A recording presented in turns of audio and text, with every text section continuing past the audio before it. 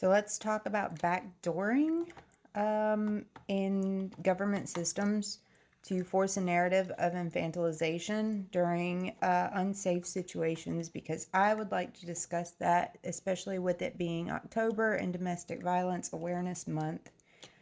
It's spooky season, so let's try to keep it light. But recently, I was trafficked here against my will back into my family's bosom by my uncle slash adoptive brother.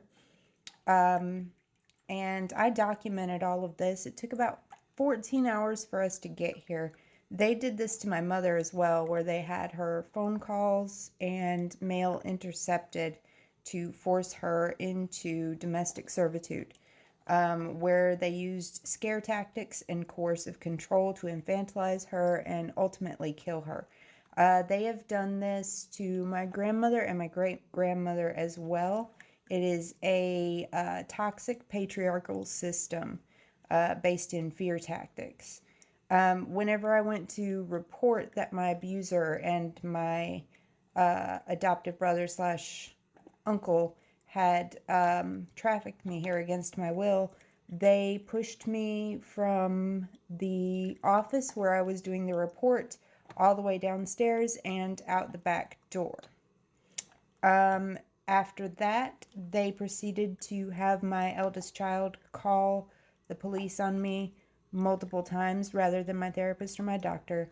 I've been through 15 years of therapy. I'm probably the most well rounded member of my family when it comes to things like this.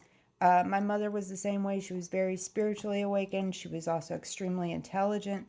And I tell my other family members all the time, especially ones who are on the spectrum and have been through trauma and things like that, just try to hold your ground until you can find somebody that will believe and listen to you. Because at this point, when you think about it, infantilization of an adult in order to maintain coercive control over a situation in which, you know, using military tactics, abusing privilege like police departments and military, all of that stuff is highly fucking federally illegal. And they do this in order to infantilize someone to the point where they can essentially commit negligent homicide through infantilization. Does that make sense? So if your family wants something from you, say they want power of attorney, or they would like to get control over your finances in some way, this is how they would go about it. Now, this is just my experience, and I am still living through it right now and trying to find someone who is capable of getting me out of the situation. Because as of right now, they are still using coercive control tactics and scare tactics and illegal tech to hold me in this building. This is a storage building. This is my grandfather's garage. Now, one of the other ways that they do this is they will have the person put on the street. Recently, we had a elderly person who was infantilized to the point, and you can see it in the photos. You can see the stare. So they have done this to my first husband. They did it to my mother. I am trying to keep them from doing it to me. I did report all of this to DSS back in